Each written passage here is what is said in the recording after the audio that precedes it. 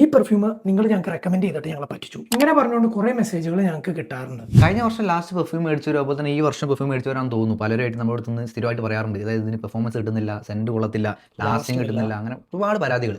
അപ്പോൾ ആ കാര്യത്തിന് ക്ലാരിറ്റി വരുത്താനും അതുപോലെ തന്നെ ഇനി ഈ പെർഫ്യൂം മേടിക്കാൻ പോകുന്നവർക്ക് വേണ്ടിയാണ് ഞങ്ങൾ ഈ വീഡിയോ ചെയ്യുന്നത്. സോഷ്യൽ മീഡിയയിൽ വളരെ ഹൈപ്പ് ആയിട്ടുള്ള ഇതുപോലത്തെ പെർഫ്യൂംസ് ഒക്കെ മാർക്കറ്റിൽ പെട്ടെന്ന് തന്നെ സെയിലായി പോകും. അതുകൊണ്ട് തന്നെ അതിൻ്റെ ബ്രാൻഡ്സ് ഇതിൻ്റെ ന്യൂ ബാച്ചസ് പെട്ടെന്ന് തന്നെ ഇറക്കിക്കൊണ്ടേയിരിക്കും. സാധാരണ പെർഫ്യൂംസ് മാനുഫാക്ചർ ചെയ്ത് കഴിഞ്ഞാൽ കുറച്ച് പ്രോപ്പറായിട്ട് റെസ്റ്റ് ചെയ്തിട്ടാണ് മാർക്കറ്റിലേക്ക് ഇറക്കാറുള്ളത്. പക്ഷേ ഇതിൻ്റെ ഒരു കേസിൽ അങ്ങനെ ഒരു സംഭവം അവിടെ നടക്കണതാണ്. അതുകൊണ്ട് തന്നെ പെർഫ്യൂം മാർക്കറ്റിൽ എത്തുന്നു, സെയിലായി പോകുന്നു. അതൊക്കെ യൂറോപ്പിലൊക്കെ നിൽക്കുന്നവർക്ക് കൃത്യം മനസ്സിലാവും ഇത് എപ്പോഴും സ്റ്റോക്ക് ഔട്ട് ആയിരിക്കും. അപ്പോൾ അങ്ങനത്തെ പെർഫ്യൂം നിങ്ങൾ മേടിക്കുമ്പോൾ നിങ്ങൾ ശ്രദ്ധിക്കേണ്ട ഒരു കാര്യമാണ് ഈ പെർഫ്യൂമിൻ്റെ മാച്ചുറേഷൻ എന്ന് പറയുന്നത്. അതൊരുപാട് കോംപ്ലിക്കേറ്റഡ് ആയ കാര്യമൊന്നുമല്ല. ജസ്റ്റ് നമ്മൾ റൂം ടെമ്പറേച്ചറിൽ നല്ല ഡാർക്കായിട്ട് നല്ല ഡ്രൈ ആയിട്ടുള്ള പ്ലേസിൽ പെർഫ്യൂം സ്റ്റോർ ചെയ്യുക. വാർഡ്രോബിലൊക്കെ വെച്ചാൽ മതിയായിരിക്കും. ഒരു 1 മന്ത് അല്ലെങ്കിൽ ഒരു 1.5 മന്ത് എടുക്കുമായിരിക്കും. പക്ഷേ അത് കുറച്ചും കൂടെ സ്പീഡാക്കാൻ വേണ്ടി നിങ്ങൾ യൂസ് ചെയ്യുക. സ്ഥിരമായിട്ട് യൂസ് ചെയ്യുന്നതിന് പകരം അപ്പോഴൊക്കെയായിട്ട് നിങ്ങൾ യൂസ് ചെയ്യുക. അപ്പോൾ അതിൻ്റെ അകത്തോട്ട് ഓക്സിജൻ കയറിയിട്ട് ഓക്സിഡേഷൻ അങ്ങനെ കുറേ പ്രോസസ്സ് ഉണ്ട്. ആ കാര്യങ്ങളൊക്കെ നടന്നിട്ട് ഇതിൻ്റെ ആ ഒരു മാച്ചുറേഷൻ പ്രോസസ്സ് ഒന്നും കൂടെ സ്പീഡപ്പ് ആവും. കുറച്ചും കൂടെ പെർഫോമൻസ് അതുപോലെ തന്നെ ലോഞ്ചിറ്റി ടൈം പീരീഡിൽ നിങ്ങൾക്ക് ഓക്കെ കിട്ടും. ഇത് നല്ല ഏത് അതുപോലെ ഹൈപ്പർ ആയിട്ടുള്ള മില്ലിസം പെർഫ്യൂംസ് മേടിക്കുമ്പോഴും നിങ്ങൾ ശ്രദ്ധിക്കേണ്ട ഒരു കാര്യമാണ് മാച്ചുറേഷൻ. അത് നിങ്ങൾ തന്നെ ചെയ്യും.